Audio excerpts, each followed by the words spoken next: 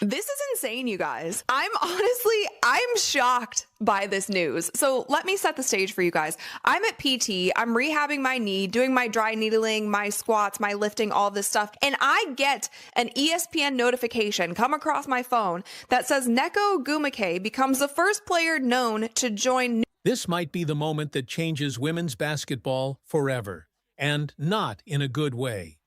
The president of the WNBA Players Association just signed with a Saudi-backed league that's openly trying to destroy the WNBA.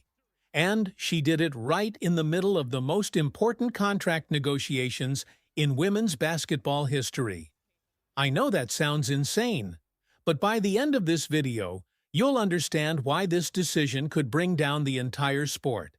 And here's what the mainstream media isn't telling you. A league that will rival the WNBA. It's a 5v5 league. It is backed by Saudi Arabian money. So essentially a lot of money is backing this league. It's in Europe and Asia. The games will be played overseas for 14 weeks and they want 66 players. And the very first one to be announced is Nneka. This isn't just about one player making a controversial choice. This is about a coordinated fragmentation of women's basketball that could waste the sport's biggest breakthrough moment in decades. Let's break it down. Nneka Ogwumike just became the first known player to sign with Project B, a new 5-on-5 basketball league backed by Saudi Arabian money. Now, if you're thinking, okay, another off-season league, what's the big deal? Here's what you need to understand. Project B isn't positioning itself as a complementary league. They're openly calling themselves a rival to the WNBA. This is critical. When Unrivaled launched, the 3-on-3 league founded by Breanna Stewart and Nafisa Collier, they explicitly said they weren't competing with the WNBA. They wanted to give players something to do in the off-season. Project B? They're playing 5-on-5 basketball. They're targeting the top 66 WNBA players.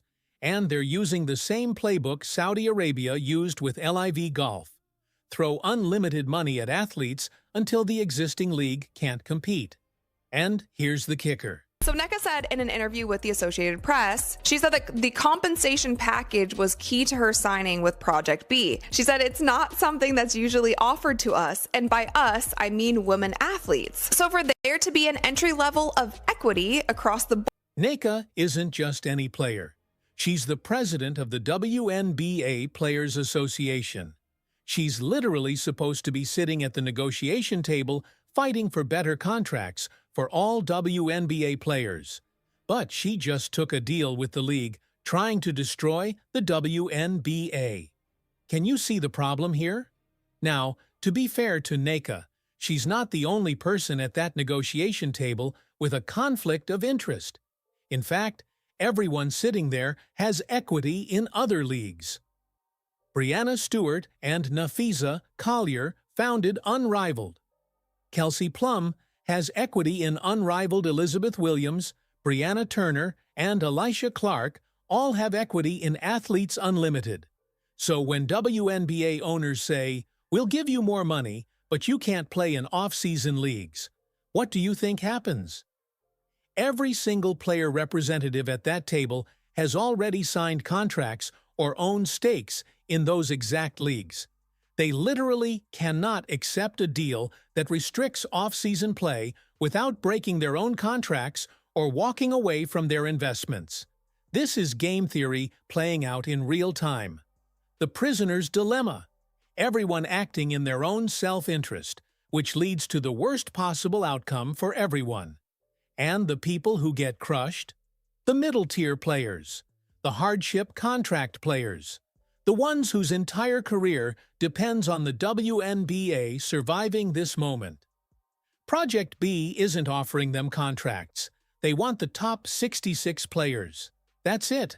Let me show you exactly what happens when Saudi money enters a sport. An off-season league, but they have promoted themselves as a league that wants to rival the WNBA. When Unrivaled was coming out with their league, they always said that they don't want it to compete with the WNBA. It is something that's completely different. It's 3v3. It's all of these things. That was that, and the WNBA still doesn't like that, okay?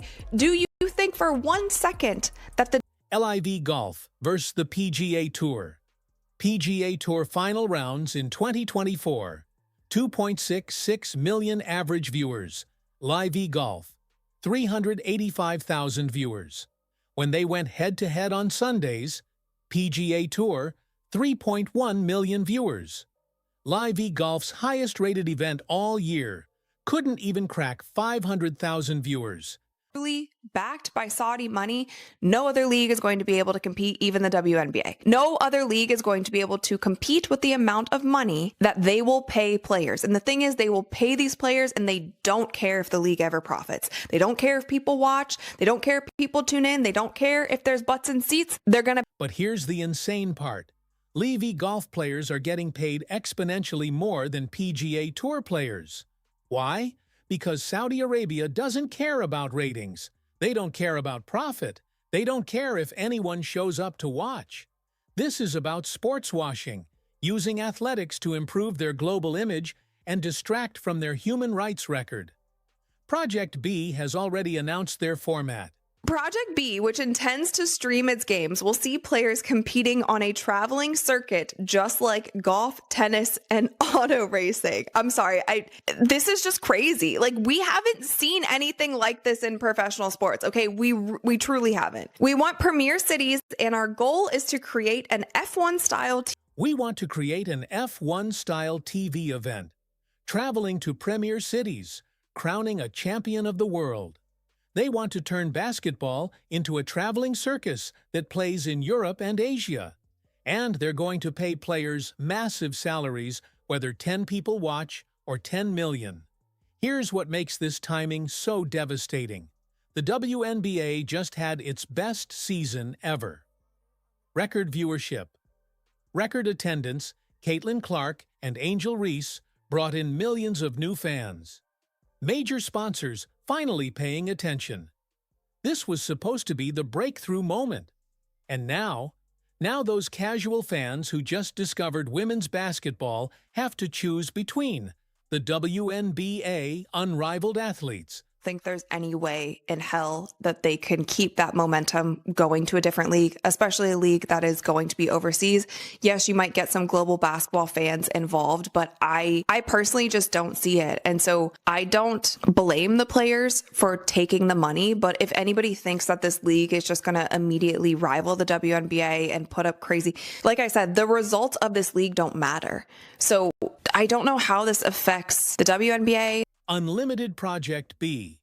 The casual viewer who just started paying attention? They're gone.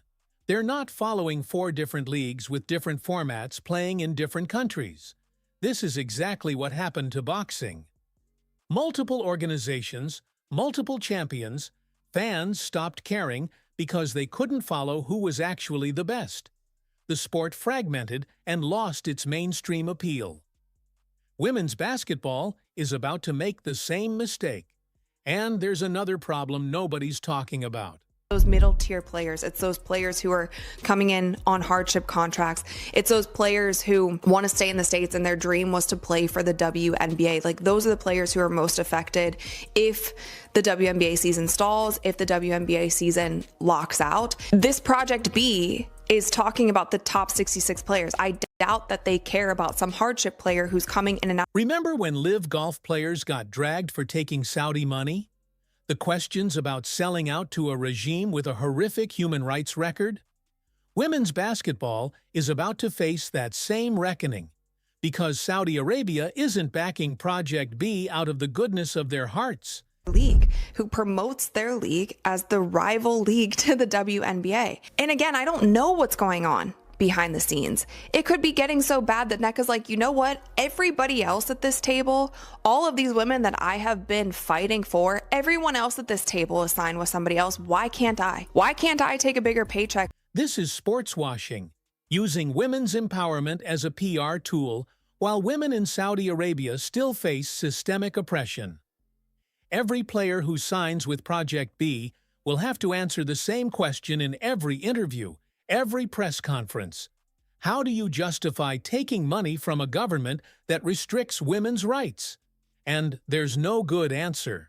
with players, because now all of these players have equity and stake in these other leagues, and it's always been like this, and we've talked about it. I'm sorry if I'm rambling at this point, but I'm trying to wrap my mind around how any of this makes sense. Does this give them more leverage now? Does it make the conflict of interest worse? And my mind's kind of going to like, yeah, it makes it a bigger Candace Parker is already out there promoting Project B, saying, "Basketball has never been just a game.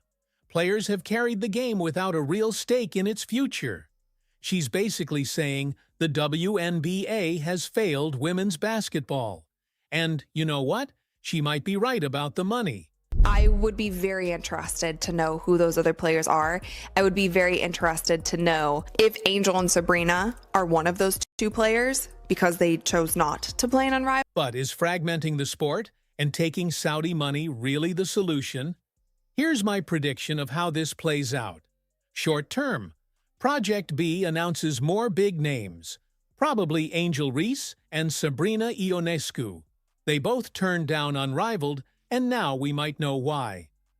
WNBA negotiations drag on for months. The 2025 season either starts late or doesn't start at all. Casual fans move on. They're not invested enough to follow this drama. Long term, the momentum. Dye's Project B plays games in Europe and Asia to small crowds and terrible ratings, but they keep paying players because this was never about building a sustainable league. The WNBA survives but is severely weakened. The breakthrough moment is gone, and the middle-tier players who needed this momentum most, they pay the price unless something changes. Unless the players at that negotiation table realize they're about to destroy the thing they claim to be fighting for. Here's the truth. The WNBA is the only league that actually matters long-term. It's the only one with history, with legacy, with a foundation built over decades. Project B? It's a mirage. Saudi money dries up the moment they decide they've gotten enough positive PR. This is the biggest story in women's basketball that nobody's fully grasping yet. The question is, will the players realize what they're about to lose before it's too late? What do you think happens next? Drop your predictions in the comments below. And if you want to see how this situation develops, hit that subscribe button because this story is far from over. Thanks for watching. See you in the next one.